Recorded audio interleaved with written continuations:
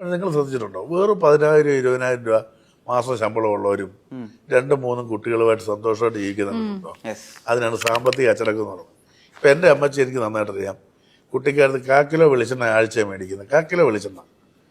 എന്നാൽ എല്ലാ കറിക്കും ടേസ്റ്റും ഉണ്ടാവും, വറക്കേണ്ട അടുത്ത് വറക്കും, എല്ലാത്തിനും ഒരു കരുതലുണ്ടാവും. അതായത് ആഴ്ചയിൽ 2 കിലോ അരിയേ ഉണ്ടാവുള്ളൂ. 2 കിലോ അരി ആയിരിക്കും, അത് ഒരു നാഴി കൂടില്ല. അങ്ങനെ വലിയൊരു അച്ചടക്കം അവർക്കുണ്ടായിരുന്നു.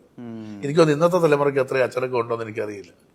ബീഫ് ഞായറാഴ്ച മാത്രമേ മേടിക്കുന്നത്. 1/2 കിലോ ഇറച്ചിയാണ് വീട്ടിൽ മേടിക്കുന്നത്. ഞായറാഴ്ച പള്ളിയിൽ നിന്ന് അപ്പൻ 1/2 കിലോ ഇറച്ചി മേടിച്ചോണ്ട് വരുമ്പോൾ നമുക്കൊരു സന്തോഷമുണ്ട്. ഏതാ അപ്പൻ ബീഫ് കൂട്ടില്ല, ബാക്കി എല്ലാവരും കഴിക്കും. പക്ഷേ ഈ 1/2 കിലോ ഇറച്ചി ഞാൻ ആർക്കുണ്ട്, ഈ ആരും ബിരുദക്കാരും ചിലപ്പം കാണും ഉടയാൻ വേണ്ടി. അപ്പൊ അമ്മച്ചി എന്താ വെച്ചാൽ ചില ഉരുളക്കിഴങ്ങ് സവോളയും കൂട്ടും, കൂട്ടിയിട്ട് ഒരു പെരളം കറി വെക്കും.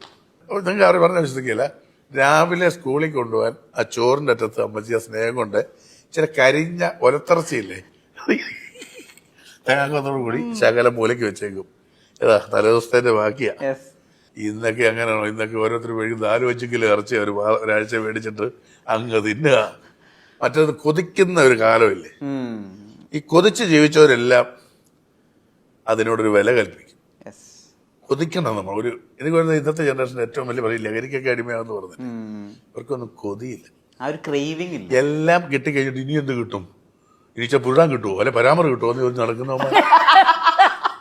എല്ലാം ഉണ്ടേ, എല്ലാം എന്താ കിട്ടാത്ത, എല്ലാം ഷവർമ മറ്റേത് മറിച്ചത് എല്ലാവരും കുത്തിക്കയറ്റി കൊടുത്തു. അവിടെ നിന്ന് മറ്റേത് കാർഡ് മറ്റേത് മറിച്ചത് ചെയ്തു, ഓരോ ആപ്പും എല്ലാം കൊടുക്കുക. പിന്നെ എന്താണ് തൃപ്തി, ഇനി എന്ത് കിട്ടും, എനിക്ക് എന്തിനും പാമ്പിനെ കൊണ്ട് കൊത്തിച്ചാലോ എന്നൊക്കെ പറഞ്ഞ് നടക്കുന്ന കുറെ. അതാണ് പ്രശ്നം, കൊതിയില്ല. നിങ്ങൾ ആലോചിച്ച് നോക്കിയേ, ഇല്ലായ്മ ഒരു വിധം കഷ്ടപ്പെട്ട് ജീവിക്കുന്ന ഏതെങ്കിലും കുട്ടി ഇതൊക്കെ ഉപയോഗിക്കുന്നുണ്ട്? ഇല്ല, അത് താരതമ്യം കുറവാണ്, വളരെ കുറവാണ്.